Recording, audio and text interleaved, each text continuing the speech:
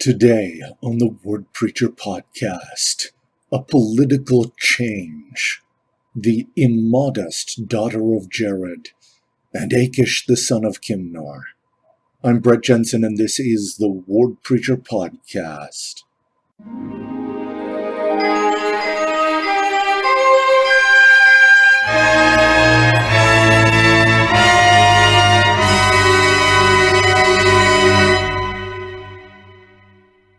All right, today our Come Follow Me material will bring us to Ether, chapters 6 through 11. So we previously talked about how the brother of Jared and their family and friends had come across the sea to the promised land in a set of barges, and they began to grow. And they determined at the end of Jared and his brother's life that they needed a political change. Here's some reading. And it came to pass that they did number their people, and after that they had numbered them, they did desire of them the things which they should do before they went down to their graves. And it came to pass that the people desired of them that they should anoint one of their sons to be a king over them.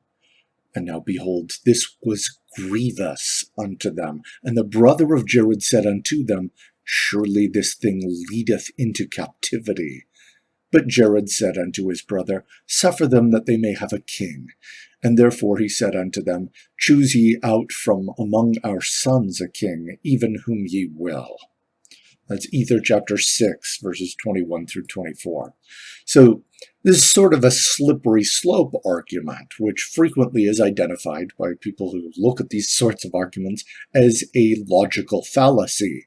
Just because you take one step doesn't necessarily mean that you will go to the ultimate end that it could lead to. It could stop before that, and that's why it's a fallacy. The issue is, it's not necessarily always a fallacy. It's true, it doesn't necessarily have to go that way all the time, but it might. Now, it is possible, this thing that they were talking about, having a king, and the brother of Jared making the argument, surely this thing leadeth into captivity. Now, it is possible for them to have a righteous king, and Uriah the son of Jared was the first of the Jaredite kings, and he was righteous, and the people prospered. It did not lead them into captivity. So there you go, slippery slope fallacy confirmed. Except, in the end, the Jaredites were utterly destroyed. They killed one another down to the last two people over a question of who should be king. Many of the people involved in these questions of who should be king lived their entire lives in captivity. It's almost like the slope was actually slippery. It did lead into captivity. Now, we've talked a little bit about forms of government before in the Book of Mormon, about why having a king could be dangerous. Political power is concentrated into one person in a monarchy. And any one person, with the exception of Jesus Christ, has moments of good and bad in varying proportions. Even really good men like David, who was chosen because the Lord looketh upon the heart, had a really bad chain of thinking, which led him from adultery to murder and ultimately brought disaster to the kingdom of Israel. Of course, really bad men exist too, in a different proportion, like Ahab, son of Omri, king of Israel, who married Jezebel and brought Baal worship and all sorts of murder and covetousness and all manner of evil to the kingdom of Israel. Now, A good king is able to quickly execute judgment that can do good for his kingdom. And the processes behind organizations that divide power, like senates and congresses with debates and procedures, they can be painfully slow. But division of power is a very useful check against the evil of any one man. And because so much power is concentrated in a single person, even when they are good, the source of power, the office, tends to be a target and a high priority of those who seek power. Let's look at how this played out as we keep going in Ether chapter 7. And it came to pass that he also begat Kib in his old age. And it came to pass that Kib reigned in his stead, and Kib begat Korihor. And when Korihor was 32 years old, he rebelled against his father, and went over and dwelt in the land of Nehor. And he begat sons and daughters, and they became exceedingly fair, wherefore Korihor drew away many people after him. And when he had gathered together an army, he came up unto the land of Moron, where the king dwelt, and took him captive, which brought to pass the saying of the brother of Jared, that they would be brought into captivity. Okay, so that's Ether 7, 3 through 5. So this guy, Korihor, who comes and fights against Kib, puts Kib into captivity, he becomes king. And eventually, Kib had another son whose name was Shul. Shul is a really interesting case study because he had a really crazy life in terms of political uprisings and discontent. Shul was angry with Korihor, his brother, for fighting against Kib, and he led a rebellion that was successful, and he overthrew Korihor. Noah, who was a son of Korihor, then rebelled against Shul, and Noah captured Shul and was getting ready to execute him. But the sons of Noah snuck into, or rather the sons of Shul, snuck into Noah's stronghold and slew him, returning the throne to their father. Kohor, the son of Noah, then fought against Shul, but he was unsuccessful and was slain. And only at the very end of Shul's reign, after going back and forth in captivity and not, did people begin to start listening to something besides politics. The prophets, who, preached what they typically do, the need for repentance. And when they listened to them, peace was reestablished. When a king has so much power, the physical dangers tend to take priority over spiritual matters. And that is perhaps the biggest danger. This concentration of power leads to a misprioritization of politics over God. And when people prioritize Christ less than other matters, it tends to end poorly. All right. So we move on. Let's talk about the immodest daughter of Jared. So if we fast forward a little bit, there was a guy named Omer who was king, a righteous king. And he had a son named Jared who followed a script that had already been established and rebelled against Omer. Omer lived in captivity half his days under Jared. That's a lot of captivity. So Jared was successful for a long time. But Omer had two sons, Ezram and Coriantumr, who were upset with Jared and overthrew him, restoring the throne to Omer their father. Now, Jared, who had initially been successful and then was removed from power, he was very sorrowful because he had lost his power. Jared had a daughter, who proposed a conspiracy, a secret combination to get power back. Let's look at some reading. Now the daughter of Jared, being exceedingly expert and seeing the sorrows of her father, thought to devise a plan whereby she could redeem the kingdom unto her father. Now the daughter of Jared was exceedingly fair, and it came to pass that she did talk with her father, and said unto him, Whereby hath my father so much sorrow? Hath he not read the record which our fathers brought across the great deep? Behold, is there not an account concerning them of old, that they by their secret plans did obtain kingdoms and great glory?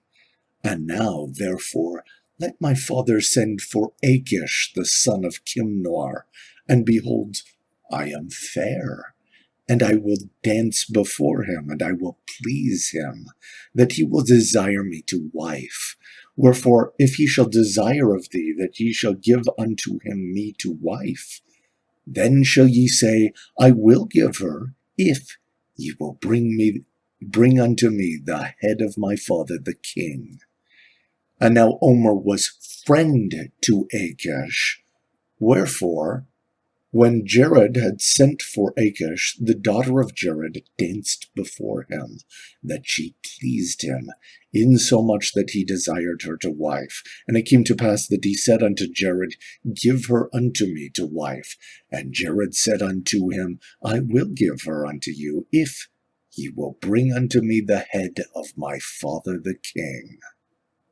That's Ether chapter 8, verses 8 through 12. So the daughter of Jared realized something here that has been denied in modern times, even by well-meaning people, that women have a great influence over men. Think about what she knew. Think about her confidence in this situation. She knew that she was beautiful, and she knew that she could use her physical appearance to manipulate a situation the way that she wanted. And she was absolutely right. Now, modesty is a topic that has almost become something of a taboo in modern culture, even among members of the Church of Jesus Christ. And certainly there are circumstances in which a mostly good individual is harshly and unfairly judged or shamed for not making the right decisions about how they present themselves. It's also true that even if a woman dresses immodestly or uses their body to persuade people, they don't exactly bear full responsibility for the evil actions of men. Now, Achish may have done exactly what the daughter of Jared predicted, but Achish was the one to pull the trigger, not her, and he bears responsibility for that. All that having been said, the daughter of Jared knew that her beauty could be used to manipulate others in a negative way, and did so. Even with men completely out of the picture, women can use outward appearance to shame or manipulate one another. The Nephites frequently judged one another based on their apparel, regardless of what was under the apparel. This is a trend that continues today, even among groups of women. Opponents of teaching modesty frequently talk about how bare shoulders or short skirts or two-piece swimsuits are not a big deal. And perhaps proponents of modesty have overemphasized specific practices, although any of these practices are a bigger deal than the anti-modesty police might suggest. There is a larger principle about women and beauty that should be emphasized by people who are teaching modesty. It's not that women should not influence men. That's preposterous. Of course, women have valuable input, and using their influence for good is absolutely critical to the thriving of our society. The idea, the larger principle, is that modesty is a method for influencing others in appropriate ways. If we consider an Old Testament story of Queen Esther, she took great care to prepare herself to be beautiful so that she could influence her husband, the king of Persia, to save her people. The role of physical beauty and grace and influence is a little bit different inside the covenant of marriage than it is outside of that covenant, as is the support and nurturing and influence of a wife over some female colleague. A man should consider the influence of his wife and should not in the same way consider the influence of people who are not his wife. Outside of marriage, beauty and grace and goodness, they can all be expressed, but a virtuous woman uses modesty to promote the value of marriage and the laws of God, including the law of chastity, by differentiating the way that she presents herself in the covenant of marriage as opposed to without it. There is a line as well. People say, everybody's responsible for their own thoughts, but there is a line. And most people intuitively understand that modesty is important in some form. We all sort of know that if a middle-aged, overweight dude in a position of power exposes himself to a female employee, for example, that's bad. That's bad. And it actually is just a matter of modesty. We also understand that seeing a person who is fully clothed has a very different effect than seeing a person without clothes. We all understand that. There's a different effect that happens when we even see this difference. There is a line. If a person crosses this line through inappropriate behavior, it is appropriate to inform them to try and correct this behavior. A person who has deliberately crossed the line should probably also feel ashamed of their behavior. Certainly, if we go back to the example of the middle-aged dude exposing himself, that's not okay, and such a person should feel ashamed of this lack of modesty. A lot of the debate around modesty comes from where is that line? Not does it exist, but where is that line? Now, I'm not going to, certainly after talking about overemphasizing specific standards, I don't want to necessarily say this is the line, but I do want to suggest a couple of guidelines that are okay. Parents serve their children best when they communicate consistent standards. It's not okay to dress in revealing clothing out for everyone to see. And exceptions to this should not be made if you're involved on a dance recital, a swimming activity, or some uniform for some extracurricular team. Exceptions could be made if you're receiving medical care that requires you to be undressed, or if you're with your spouse.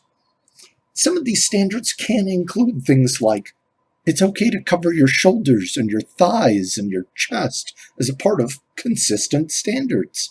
And it's also important to note that males are not exempt from standards, and that they should take efforts to dress and present themselves in a way that is appropriate for their circumstances, that indicates they honor the laws of God more than any popular trend or cultural affinity, or to try and influence others in any way. All right, let's move on. In the short amount of time we have to Achish, the son of Kimnor. We have some reading about what happened. And it came to pass that Achish gathered in unto the house of Jared all his kinsfolk. And he said unto them, Will ye swear unto me that ye will be faithful unto me in the thing which I shall desire of you? And it came to pass that they all sware unto him by the God of heaven, and also by the heavens, and also by the earth, and by their heads, that whoso should vary from the assistance which Achish desired should lose his head, and whoso should divulge whatsoever thing Achish had made known unto them, the same should lose his life.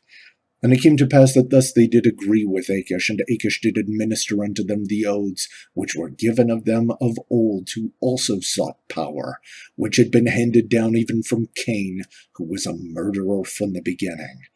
And they were kept up by the power of the devil to administer these oaths unto the people, to keep them in darkness, to help such as sought power to gain power, to murder, and to plunder, and to lie, and to commit all manner of wickedness and whoredoms. And it was the daughter of Jared who put it into his heart to search up these things of old. And Jared put it into the heart of Achish, wherefore Achish administered it unto his kindred and friends, leading them away by fair promises to do whatsoever thing he desired. And it came to pass that they formed a secret combination, even as they of old, which combination is most abominable and wicked above all in the sight of God. For the Lord worketh not in secret combinations, neither doth he will that any man should shed blood, but in all things hath forbidden it from the beginning of man. So people are conspiring to do evil. This isn't something that is isolated to Jaredite society. This is a repeating trend. Happened among the Nephites. It is happening today. Faith and repentance, and I should add, not reason, are the biggest role in combating these trends. If a person ignores morality in favor of reason, they can reasonably believe that if no one discovers a crime, they can benefit. But faith is the idea that we are always seen, that there is nothing truly secret, that we must be consistent in public and in private. And repentance is trying to always be better in all of our practices, alone and among others, so that all are bettered and lifted up. Jared thought that it would be okay to do this one thing to get power, but a person who justifies one bad thing because of some end still did the one bad thing. Jared's reward for unleashing Achish, the son of Kimnor, was an unleashed Achish, the son of Kimnor. Here's what happened. And it came to pass that Jared was anointed king over the people by the hand of wickedness. And he gave unto Achish his daughter to wife. And it came to pass that Achish sought the life of his father-in-law. And he applied unto those whom he had sworn by the oath of the ancients, and they obtained the head of his father-in-law as he sat upon his throne, giving audience to his people. For so great had been the spreading of this wicked and secret society that it had corrupted the hearts of all the people. Therefore Jared was murdered upon his throne, and Achish reigned in his stead. When a person obtains power by evil means, that person tends to realize that others may use betrayal and evil to obtain power from them. It's like the Sith of the Book of Mormon, who know that betrayal and hatred are inevitable in this culture. Achish began to be jealous of his son and shut him up in prison until he had suffered death for want of food. And the people of Achish were desirous for gain, even as Achish was desirous for power. So he offered them money, and he drew away people after him. And some of his sons also began to have a war with him. And the war between all of these people seeking power lasted for the space of many years, so that only about 30 people survived this craziness. A people who are willing to tolerate evil are no people at all. Their society is unsustainable. There has only ever been one way for achieving lasting power and peace. And ironically, it comes from humility and obedience. Jesus Christ taught this. Whosoever humbleth himself shall be exalted. It is his gospel. In the end, as with all other problems, Jesus is the solution to the evils of our society. In the end, modesty is about our commitment to him and to his laws more than how others perceive us, that we honor what he has deemed appropriate roles for using our bodies. Jesus is not to be consulted only after political issues are handled or political processes are completed. He ought to be there first. He ought to be prioritized above all other concerns. Next week, we will be looking at Ether, chapter 12 through 15, the end of the Jaredites who fought to the last man. Of course, we appreciate all the support for the Word Preacher podcast and encourage you to study all of the stuff we did not cover, both individually and with your family. And as always, fight on.